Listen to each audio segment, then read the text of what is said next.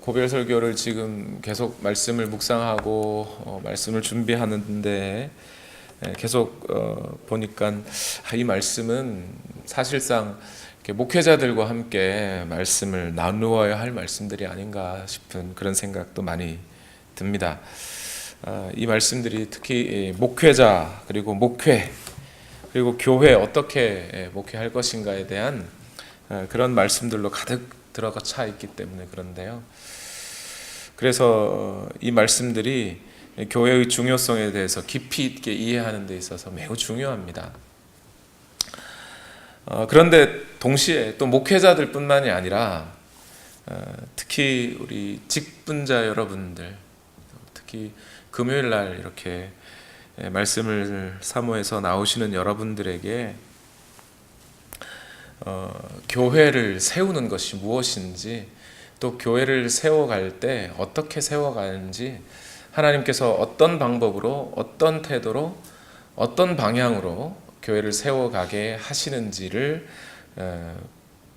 알 수 있는, 깊이 있게 이해할 수 있는 그런 구절들이 됩니다. 그래서 여러분 이 말씀들을 정말 잘 깨달으시고 여기 앉아 계신 여러분, 저뿐만 아니라 여러분이 모두가 다 이 모양 저 모양으로 교회에서 다른 사람들의 신앙생활을 위해서 섬기시는 분들이잖아요. 집사님들이나 목자님들이나 또 교사나 성가대나 또 사역자들 모두가. 그런데 그 일이 지난주 말씀대로 우리의 어떤 교회의 어떤 사역, 단순히 교회에서 내가 어떤 달란트, 내 재능을 어떻게 남길까의 문제가 아니라 우리 인생의 전체에 걸쳐서 주님을 섬기는 문제이지 않습니까? 그래서 이 주님을 섬길 때 우리가 어떻게 섬겨야 하는 것인지, 이것을 우리가 정말 제대로 이해해야만 우리 평생에 실수하지 않게 돼요. 후회하지 않는 인생을 살게 되는 겁니다. 특히 오늘 이 고별 설교는 단순히 바울이 에베소 교회 성도들과 헤어진다는 정도의 차원이 아니라 어쩌면 이 바울 전체의 인생에서의 목회 활동, 자기가 주님을 섬기면서 살아왔던 그 모든 활동들에 대한 평가와 정리가 들어가 있는 부분이에요. 그래서 우리가 이 구절에서 단순히 목사는 어떻게 살아야 되느냐의 문제가 아니라 우리 자신에게 주어진 사명을 우리는 어떻게 감당해 가야 하느냐에 대한 문제를 우리는 더 깊이 이해할 수 있게 됩니다. 잘 들어주시고, 제가 시작부터 업되지 않고 이렇게 그냥 차분하게 말씀을 시작하는 이유는 뒤에 가면 센 얘기가 나올지 모르기 때문에 그렇습니다. 잘 들어주시고, 지금은 여러분의 마음을 말랑말랑하게 하셔야 뒤에 삐지지 않습니다. 릭 워렌 목사님이 그런 이야기를 했습니다. 목사님들이, 어떤 목사님들은 목회 20년 했다, 30년 했다, 어떤 목사님은 40년 목회했다 이렇게 말하는데, 목회를 그렇게 말하면 안 된다. 목회는 20년 했다 말하지 말고 5년짜리 목회 4번 했다 이렇게 말을 하라는 거예요. 이게 무슨 말이냐 하면 그런 거죠. 한 교회에서 1년 차로 목회를 할 때, 2년 차로 목회할 때, 그때가 그 목사의 마음의 태도와 방법들이 더 달라져요. 또 5년이 다르고 10년이 다릅니다. 그 한 교회에서 섬기는 것도 그러한데, 만약 5년 섬기다가 다른 교회로 또 옮기고 또 5년 섬기다 옮기고 이러면 전혀 새로운 환경과 새로운 조건에서 사역하게 된다는 거죠. 그래서 그냥 20년 목회했다는 게 경력이 되지 말고 그냥 5년짜리 목회 4번 했다라고 말을 하라는 거예요. 그래서 목회자가 교회마다 다른 환경과 조건에 따라 그 버텨내야 할 힘과 어떤 능력이 달라질 수 있기 때문에 그런데요. 그런 점에서 릭 워렌의 말씀이 맞습니다.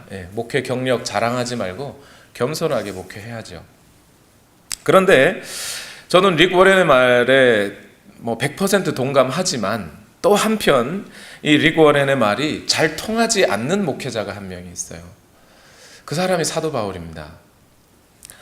사도 바울의 목회를 보면 에베소에서 목회를 가장 오래 했어요. 가장 오래 한 교회가 에베소인데 몇 년이요? 3년 했어요. 3년. 다른 교회들에게는 가서 한 6개월, 어떤 교회에서는 1년, 뭐 데살로니가 교회에서는 3주 뭐 이렇게 목회했죠. 물론 그 뒤에 방문하긴 했지만, 그래서 사도 바울의 목회를 쭉 살펴보면 만약 릭 워렌의 말대로 그대로 사도 바울의 목회를 적용을 한다면 그냥 계속 교회 개척만 하고 다닌 거죠. 그래서 그냥 바울은 목사가 아니다 선교사다 이렇게 말하는 사람들도 있긴 있어요. 20년짜리 목회했다고 말 못하죠, 바울이. 그렇게 되면, 그죠? 6개월짜리 한 번, 1년짜리 두 번, 뭐 3년짜리 한 번 이렇게 했다고 말을 해야 되는 거죠. 그렇다면 말이죠, 바울 목사님은 40년, 오늘날 40년 목회한 목사님들한테 할 말이 없는 게 되는 거잖아요, 그렇죠? 그 말은 좀 그런 점에서 바울에게는 적용이 좀 안 된다 싶어요. 오늘 바울의 편지들, 서신서들을 살펴보면 그 바울의 편지를 받아보는 교회가 얼마나 영적으로 깊이 있고 신앙심이 깊었는지는 우리가 쉽게 찾아볼 수 있거든요. 물론 아닌 교회들도 있지만, 또 바울이 지금까지 존재한 역사상의 모든 목회자들 중에서 가장 영향력 있고 가장 어떤 변함없는 중요한 확고한 목회의 모델이 되어졌다는 것에 대해서는 지금 목회자들 중에서도 이견이 없습니다. 그렇다면 우리는 이걸 어떻게 받아들여야 될까요? 분명히 목회에는 각 교회마다 다른 환경과 서로 다른 조건들, 그래서 목회자들의 좀 서로 다른 재능이나 어떤 목회자들의 어떤 방향성 이런 것들이 그 서로 다른 환경 때문에 정해지긴 하겠지만, 그럼에도 불구하고 목회라고 하는 것, 이 목회라고 하는 것에 있어서는 어떤 가장 본질적인 흐름이 있다는 거예요. 그 변하지 않는, 이 교회에서 목회하든 저 교회에서 목회하든 미국에서 하든 한국에서 하든 목회의 대상이 젊은 사람들이든 나이 많은 사람이든 아니면 어린 아이들이든 그것과 관계없이 청소년이든 어른들이든 관계없이 목회라고 했을 때 그 목회라는 것의 가장 본질적인 것은 변하지 않는 뭔가가 있다는 거죠. 그것을 사도 바울은 정말 충실하게 잘 해냈고, 그래서 모든 목회자들이 자신의 처한 환경과 관계없이 사도 바울을 모델로 삼고 있는 거예요. 그리고 그 바울이 갔던 그 목회의 걸음을 따라가려고 애쓰고 발버둥을 치는 겁니다. 그러면 변함이 없는, 옛날이나 지금이나 서양이나 동양이나 변함없는 목회의 본질이라는 게 뭐겠습니까? 오늘 사도행전 20장 24절 말씀 함께 읽어볼까요? 시작. 그러나 내가 나의 달려갈 길을 다 달리고 주 예수께 받은 사명 곧 하나님의 은혜의 복음을 증언하는 일을 다하기만 하면 나는 내 목숨이 조금도 아깝지 않습니다. 또 사도행전 20장 28절 말씀 읽어보겠습니다. 시작. 여러분은 자기 자신을 잘 살피고 양떼를 잘 보살피십시오. 성령이 여러분을 양떼 가운데 감독으로 세우셔서 하나님께서 자기 아들의 피로 사신 교회를 돌보게 하셨습니다. 자, 목회가 뭐죠? 바로 이 두 가지 요절로 요약할 수 있습니다. 하나님의 은혜의 복음을 증거하여 교회를 돌보는 것. 다른 방법으로는 교회가 돌보아지지 않는다고 말씀드렸죠.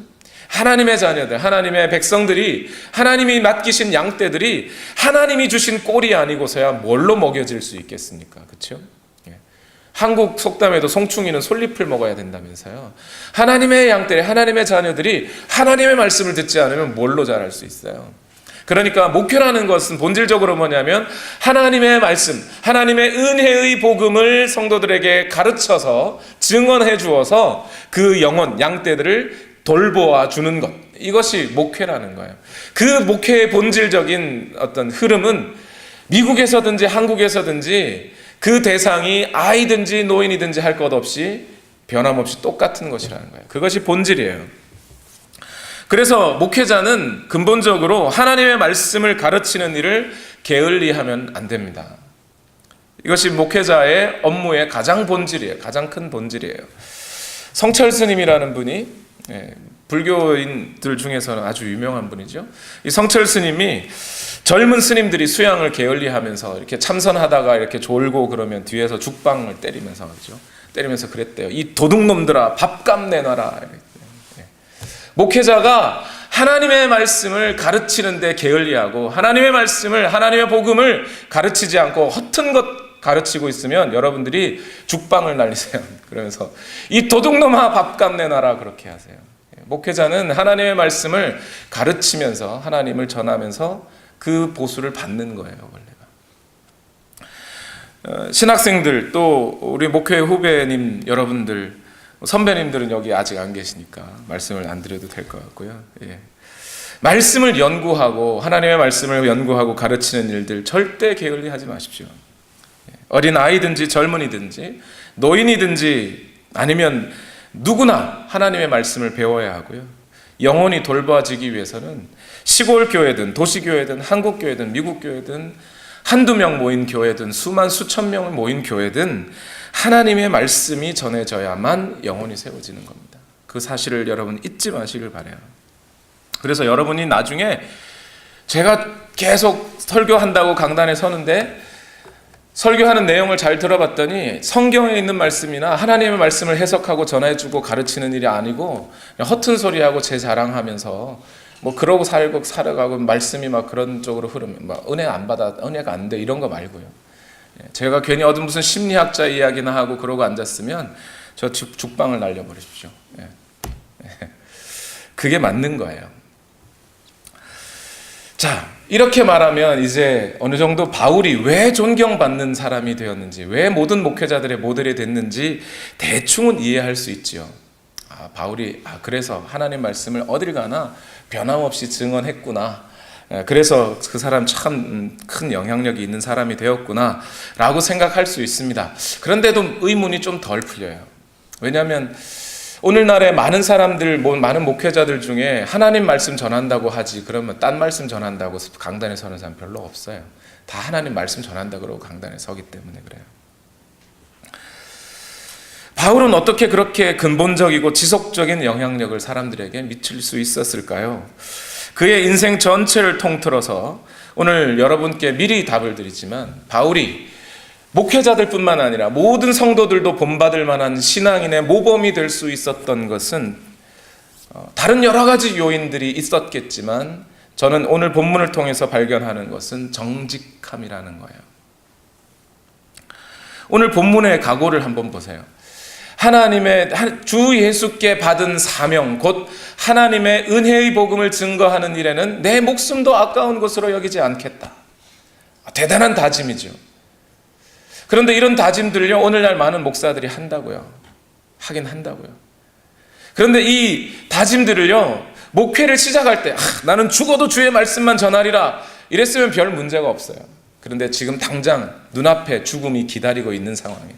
그리고 자기의 모든 목회를 정리하고 이제 목회를 마무리하고 전혀 새로운 지역으로 가거나 아니면 이제 목회를 다 접어야 하는데 그 목회를 딱 총정리해야 되는데 너 죽음.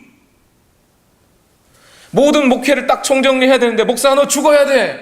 이런 상황에서 나 죽어야 됩니다라고 말할 수 있는 사람이 과연 얼마나 되겠느냐는 거예요. 내가 죽어도 주의 복음만을 전하겠습니다 하는 사람들은 많아요. 그런데 정직하게 그것을 고백하는 사람은 생각보다 적다는 거예요. 여러분 오늘 바울의 목회를 똑바로 바울이 목회 제대로 한 사람인지 안 한 사람인지 아니면 바로 한 사람인지 대충 한 사람인지 그것을 판단해주고 정리해줄 사람들이 누가 있습니까? 솔직히 누가 그 바울의 목회를 판단해주죠? 얘는 분명히 주님이 판단해 주십니다. 주님께서 목회자들은 이거 사실 놓치면 안 되죠. 목회 다 정리하고 하나님 앞에 섰을 때 하나님이 나의 목회를 인정해 주실 것인가 그 생각을 절대 놓치지 말고 목회해야 되겠죠. 당연히. 그런데 오늘 바울은 매우 중요한 이야기 한 가지를 해주고 있는데요. 바울의 목회를 판단해 주실 일은 분명히 주님이세요. 그런데 주님 외에 또 바울의 목회를 판단해 줄 사람이 있다는 거예요. 사도행전 20장 18절입니다. 다 같이 읽어봅시다. 시작. 장로들이 오니 바울이 그들에게 말하였다. 여러분은 내가 아시아에 발을 들여놓은 첫날부터 여러분과 함께 그 모든 시간을 어떻게 지내왔는지를 잘 아십니다. 에베소에서 얼마나 목회했죠? 3년 정도 했어요. 그리고 3년 정도 하고 한 6개월 정도 아니면 한 1년 정도를 아가야와 마케도니아 지역을 다니고 돌아왔어요. 그러니까 거의 한 4년 정도, 지금 에베소에 발을 들여놓은 때로부터 약 4년 정도 흘렀죠. 그리고 마지막에 에베소에서의 목회를 정리하고 떠날 때 바울이 이렇게 말하는 거예요. 여러분이 다 봤지 않습니까? 라고 말하는 거예요. 여러분이 판단해 보십시오. 여러분이 저의 목회 다 봤지 않습니까? 여러분이 한번 판단해 보십시오. 오늘날 어떤 목사님들은요, 그런 이야기, 성도님들이 어떤 목회자의 목회를 판단하고 그 목사님 정말 잘한 것 같아, 못한 것 같아 이야기하면 성도님들이 교만해가지고 그렇다고 얘기해요. 아니라니까요. 지금 바울은 그 얘기 하잖아요. 여러분이 내 목회를 한번 판단해 보십시오. 얘기하고 있잖아요. 성도들이 먼저 그 목회자의 목회를 판단할 수 있다니까요. 여러분, 솔직하게 얘기해 보십시다. 우리 집사님 여러분, 한 교회에서 지금 특히 우리 온누리교회에서 사역할 교회에서 집사로 또 여러 가지 섬기는 일로 오랫동안 봉사하신 여러분, 이 교회에 거쳐간 사역자들, 수많은 사역자들이 있습니다. 그렇죠? 그런데 그 수많은 사역자들을 여러분들이 보시고 저 사람은 진짜 같아, 저 사람은 근데 거짓이 많아, 판단하실 수 있어요? 없어요? 있어요, 여러분. 왜 없겠어요? 하실 수 있잖아요. 하실 수 있고 또 하셔야만 한다는 거예요, 여러분. 그리고 그 목회자의 목회의 열매가 성도들이라면 말이죠. 성도들을 보아서 그 목회자의 목회를 구분할 수 있어요. 다시 말해서 오늘 제가 하나님 앞에 제 목회가 잘 되었는지 못했는지, 정말 제가 하나님 앞에 칭찬받을 만한 목회를 한 건지 아닌지는 여러분이 열매예요. 하나님의 말씀을 온전히 가감없이 전했는지 아닌지는 여러분이 열매예요. 그래서 여러분을 보아서 저의 목회를 알게 되는 거예요. 그래서 성도 여러분들이 목회자의 목회를 판단하는 근거가 되십니다. 두 번째로 목회자의 목회를 판단하는 사람이 또 하나가 있는데요. 그 사람은 누구냐면 바로 목회자 자기 자신이라는 거예요. 사도행전 20장 19절에서 21절 오늘 본문 말씀 다 같이 읽어봅시다. 지난주 본문이었는데요. 읽겠습니다. 시작.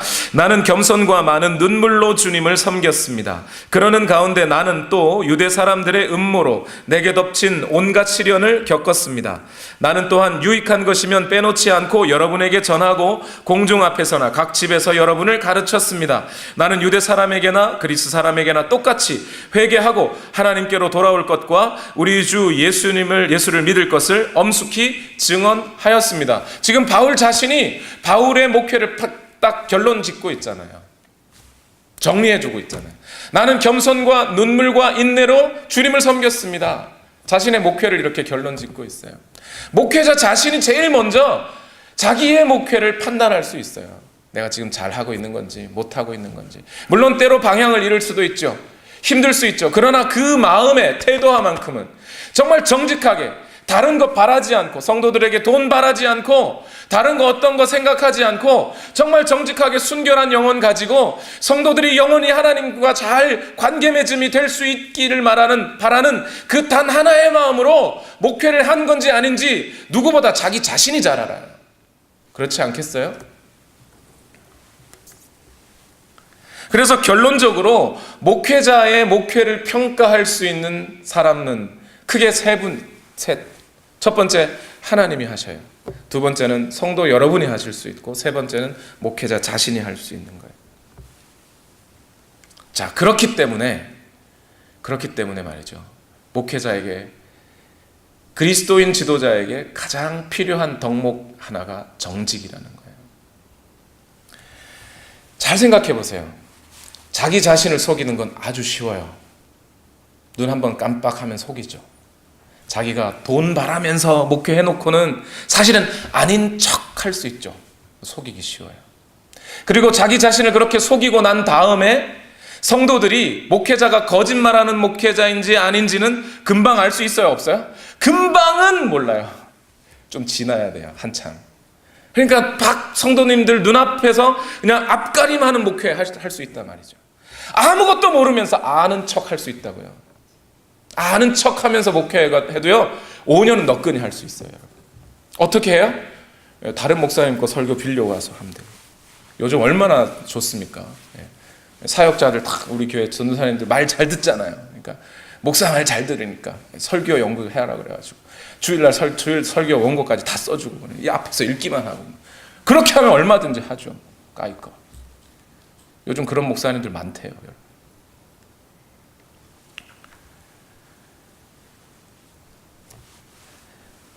그리고 하나님의 최종적인 판단은 언제 받아요? 죽고 난 다음에 받는 거잖아요. 목회자의 목회의 판단은. 그러니까 목회자는 자기 자신을 속이기는 쉽고 성도들 속여서 그 결판이 날 때까지는 더 쉽고 하나님 속이기는 더 쉬워져 버리는 거죠. 그러니 목회자가 성적으로 금전적으로 무슨 문제가 드러났다는 것은요, 이미 그 정직의 문제가 있는 거잖아요. 옛날에 그 빌 클린턴이 르윈스키와 바람이 났어요. 사람들이 빌 클린턴을 탄핵하려고 했어요. 이유가 뭔지 아세요? 바람 피웠다고요? 아니요. 바람 피운 건 문제가 아니에요. 재판이 나는 첫날 그날 아침까지 자기 부인을 속였잖아요. 자기 부인도 속이고 바람 피운 것조차 속인 사람이 나라의 문제에 대해서는 더 속이기 쉽지 않겠어요? 그래서 탄핵하자는 거였어요. 목회자도 마찬가지인 거죠. 자기 자신을 속이기 쉽고요, 성도 속이기 쉽고 하나님 속이기 쉬워요. 그러니까 그냥 속여버리고 목회하려고 하는 거예요. 그래서 정직에 문제 있으면요, 결단코 다른 사람에게 영향력을 미칠 수가 없는 거예요. 목회자는. 그런데 바울은 어떻게 그 많은 사람들에게 영향력을 미쳤냐면요, 정직 때문에 그런 거예요. 바울의 정직함 때문에. 여러분, 그리스도인이 기본적으로요, 그리스도인은 거짓말할 수 없는 사람들이에요. 왜 그런지 아세요? 거짓말이라고 하는 것이요, 모든 죄, 즉 하나님과 사람 사이에 담을 쌓아놓은 근본적인 죄이기 때문에 그래요.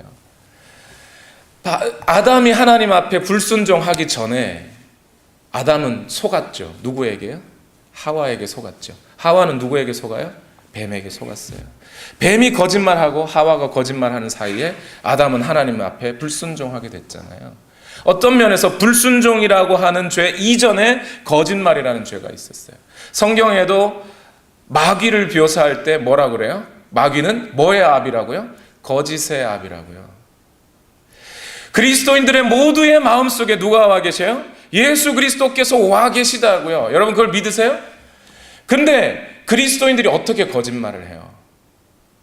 나를 속일 수 있을지는 몰라도, 다른 사람을 속일 수 있을지는 몰라도 자기 자신의 속에 안에 들어와 계신 예수 그리스도를 속일 수 없는 사람들이잖아요. 근본적으로 속일 수 없는 사람들이 그 거짓말을 하고 있다면, 정직에 문제가 있다면요, 그건 목회자 안 되는 거예요. 애시당초. 아무리 영빨이 세고요, 말씀 잘 전하고요, 감동적으로 설교하고요, 손만 얹으면 병들이 막 낫기 시작하고요, 막 그렇게 한다 그래도 만약 그 사람의 입에서 거짓말이 나오는 순간 다 말짱 도루묵인 거예요, 사실은요. 바울은 얼마나 정직했느냐면 목숨을 걸고 정직을 지켜요. 목숨과 바꿔요. 거짓말하지 않기 위해서요.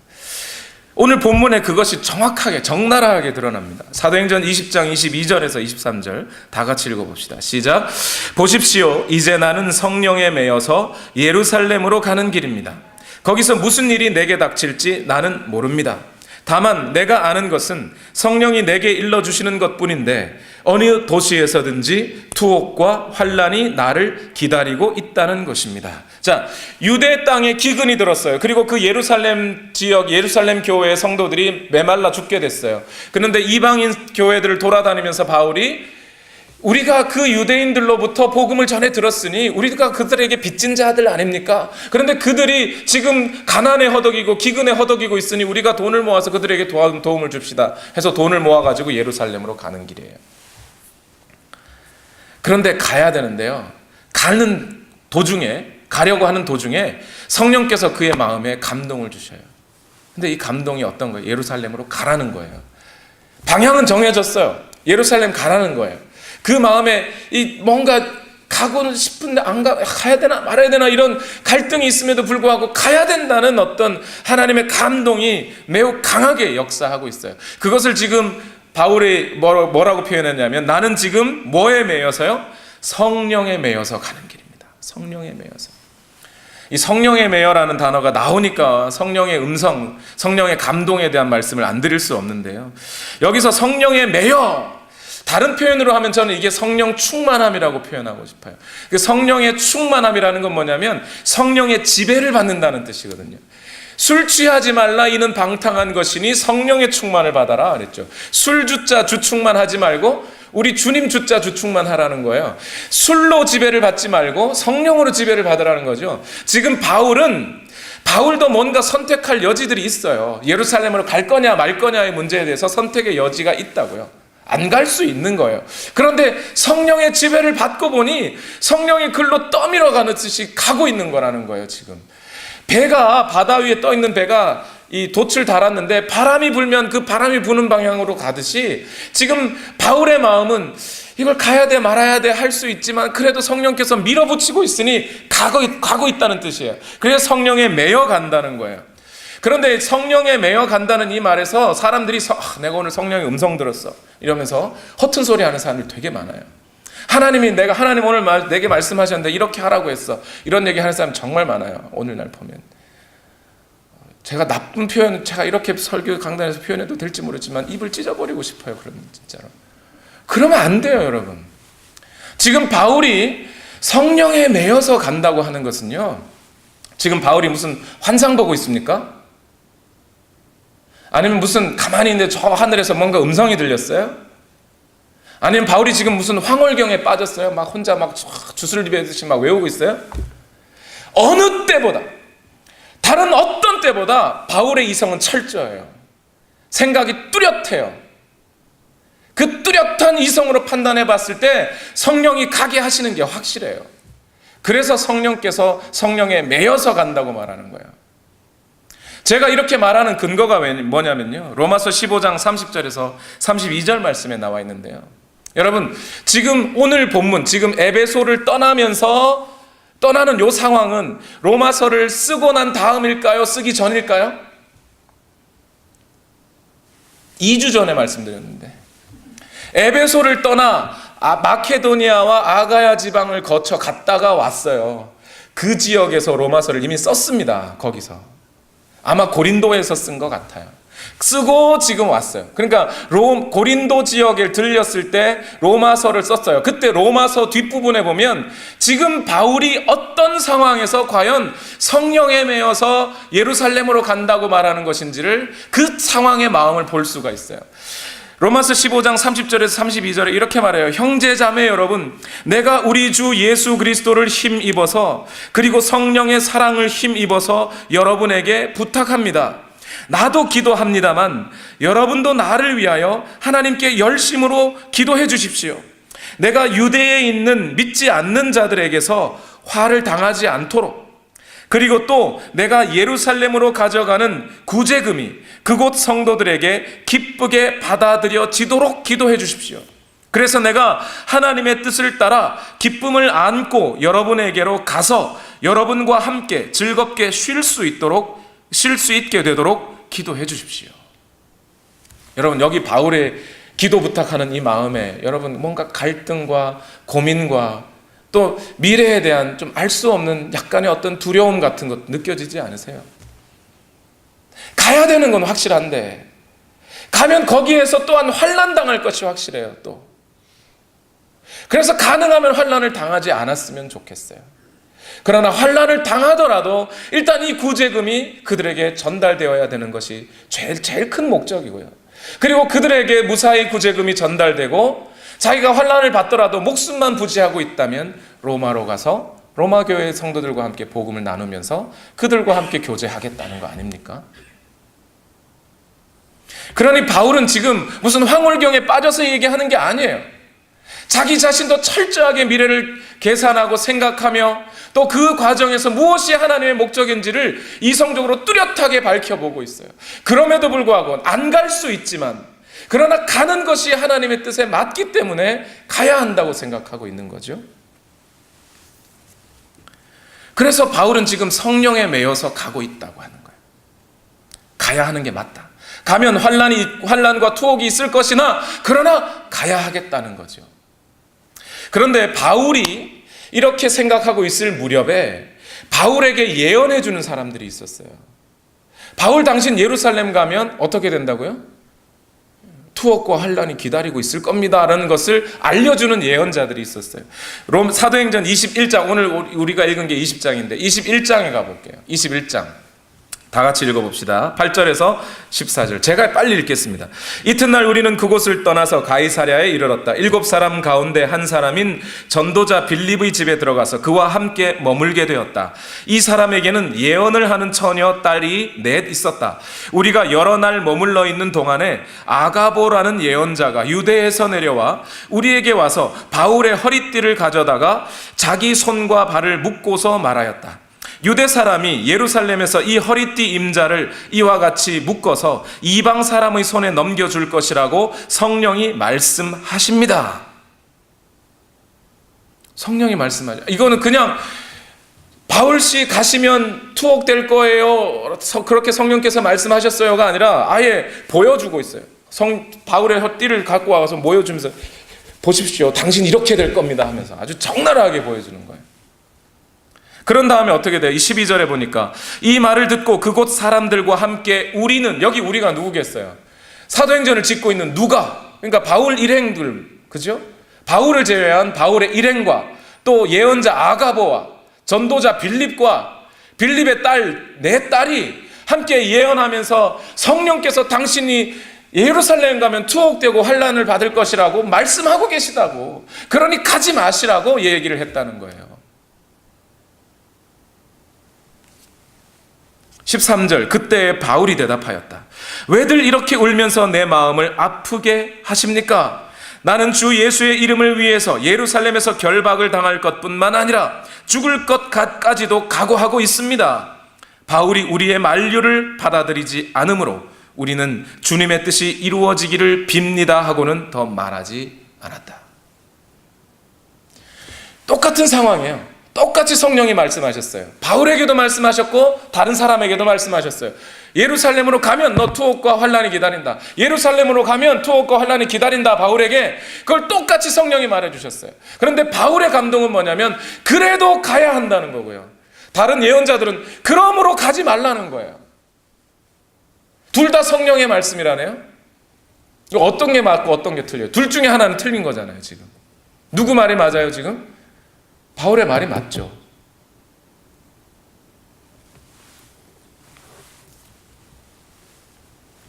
바울의 말이 왜 맞아요? 바울은 정직하기 때문에 그래요. 가면 환난과 투옥이 있는 것 알아요. 알지만 가야 한다는 주의 성령의 감동을 멸할 수가 없는 거죠. 소멸할 수가 없어요. 정직해야 돼요. 바울이 생각해봐요. 조금만 생각을 하면 못 이기는 척, 당신들이 그렇게 못 가게 하시고 성령께서도 못 가게 하신다니, 그러면 돈은 뭐 내가 꼭 직접 갖고 가야 되겠습니까? 다른 분이 갖고 가시고 저는 얼른 로마로 가겠습니다 할 수 있잖아요. 그럼 목숨 살잖아요. 그럼 뭔가 주의 일이 돼가는 것 같잖아요. 네? 좋은 것 같잖아요. 윈윈 할 수 있는 것 같잖아요. 그렇게 하지 않아요. 철저하게 정직한 거죠. 이 모습이 과연 저는 이 성경 구절을 읽으면서 예수님이 이랬겠구나. 예수님이 십자가 져야 된다고 하셨을 때 베드로가 옆에서 말리죠. 주여 그리 마옵소서. 읽어봅시다. 마태복음 16장 21절에서 23절. 그때부터 예수께서는 자기가 반드시 예루살렘에 올라가야 하며 장로들과 대제사장들과 율법학자들에게 많은 고난을 받고 죽임을 당해야 하며 사흘째 되는 날에 살아나야 한다는 것을 제자들에게 밝히기 시작하셨다. 이에 베드로가 예수를 따로 붙들고 주님 안 됩니다. 절대로 이런 일이 주님께 일어나서는 안 됩니다 하고 말하면서 예수께 대들었다. 그러나 예수께서는 돌아서서 베드로에게 말씀하셨다. 사탄아, 내 뒤로 물러가라. 너는 나에게 걸림돌이다. 너는 하나님의 일을 생각하지 않고 사람의 일만 생각하는구나. 예언자들이, 바울에게 예언한 예언자들이요, 가지 말라고 하는 그 예언자들이 뭐 때문에요? 오늘 예수님의 말처럼 생각하면 사람의 정 때문에 못 가게 하는 거예요. 하나님의 일이 되느냐, 그것보다 자기들의 마음이 아프니까, 바울이 가서 죽을 것이 뻔한데 그 죽을 것 같으니까, 투옥될 것 같으니까, 환난 당할 것 같으니까 이제 그만 환난 좀 당하시라고, 그 정 때문에 그렇게 얘기하는 거라는 거예요. 예, 그 정이 나쁜 거 아니죠. 그러나 그 정까지도 하나님이 하게 하시는 성령의 감동을 덮을 수는 없는 거예요. 가릴 수는 없는 거예요. 그래서 정직하게 이야기하는 거예요. 목숨 걸고. 이게 목숨 건 거 아니겠어요, 이게. 오늘 여러분 마음속에 철저하게 생각해서, 그냥 지나가는 감정이나 어디서 이상한데 하늘에서 들린 음성이나 이런 거 말고요, 정말 철저하게 하나님의 뜻을 발견하고 내가 인생을 무엇하며 어떻게 가야 할지에 대해서 고민하고 기도하고 수만 번 수천 번 하나님 앞에 나아가 기도해서 했는데도 불구하고 하나님이 나더러 죽음의 길을 가라고 하셔요. 죽는 길을 가라고 하실 때가 있어요. 희생의 길을 가라고 하실 때가 있다고요. 꼭 죽음의 길은 아니더라도 나의 많은 부분을 교회를 위해 희생하고 나의 많은 부분을 드려야 하는 선택을 하게 하실 때가 있다고요. 그것이 성령께서 계속 감동하실 때가 있어요. 성령께서 자꾸 끌고 가실 때가 있어요. 그럴 때 어떻게 해야 돼요? 정에 끌리시면 안 됩니다. 하나님의 일이 어떻게 되는지를 보시고 정직하게 순종하셔야 돼요.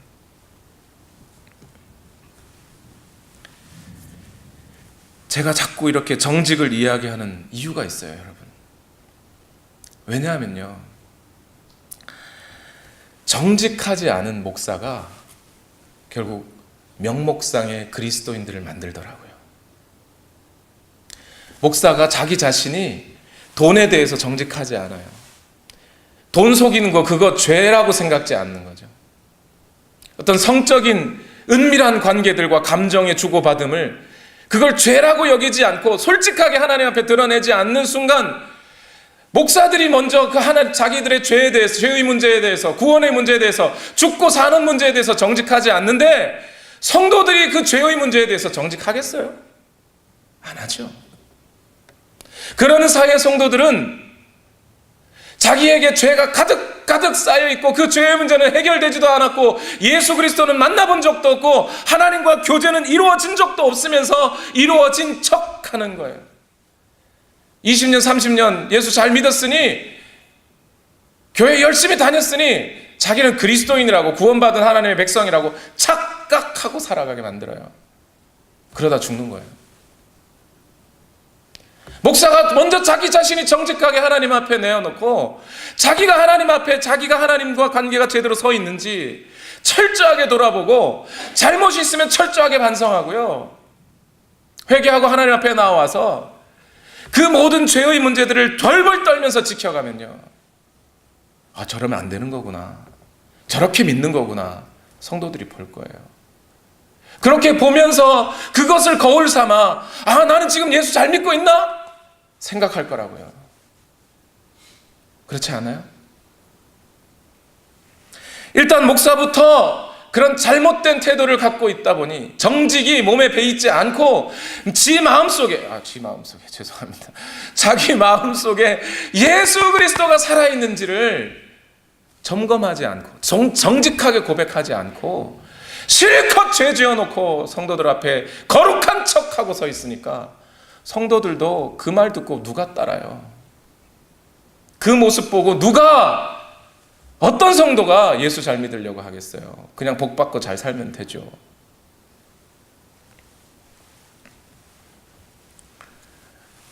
특히 목회자들이 정직해야 하는 이유는요,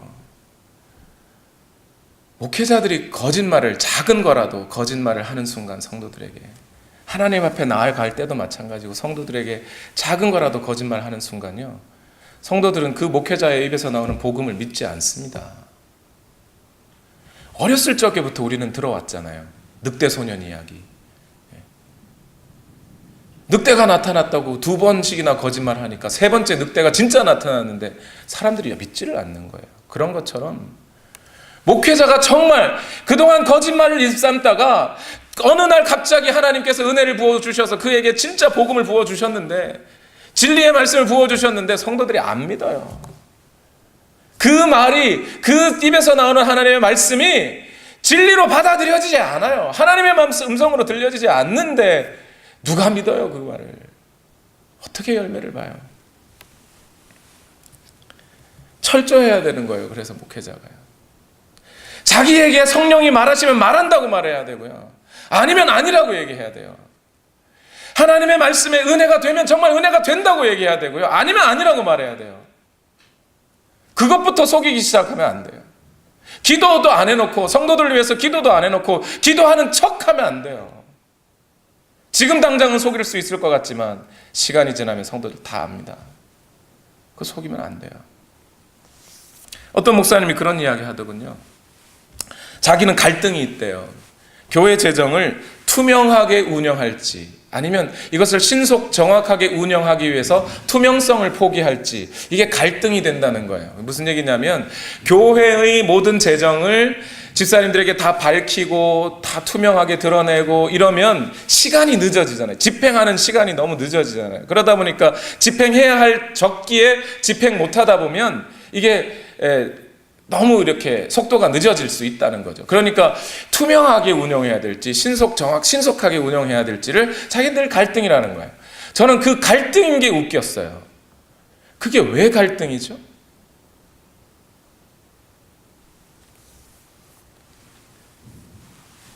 교회의 재정은요, 투명한 게 첫 번째예요.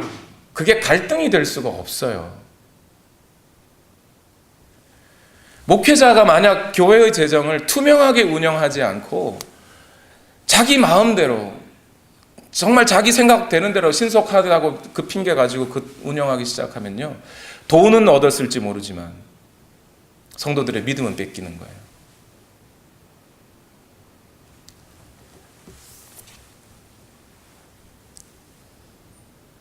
한 교회에서 있었던 일입니다.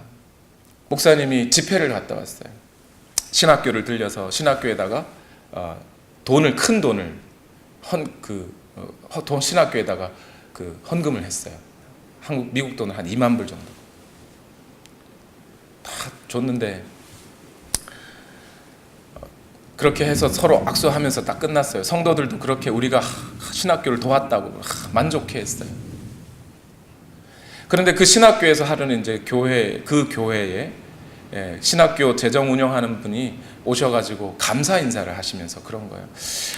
이 목사님이 얼마 전에 우리 학교에 오셔가지고 돈을 한 2만 불 정도를 주셨는데 아무리 생각해도 교회에서 주신 돈 같지는 않고 목사님이 집회 다니다가 그 받으신 사례금으로 우리 학교에다 헌금을 하신 것 같은데, 이렇게 말하는 거예요. 여러분, 이게 무슨 얘기인지 이해되시겠어요?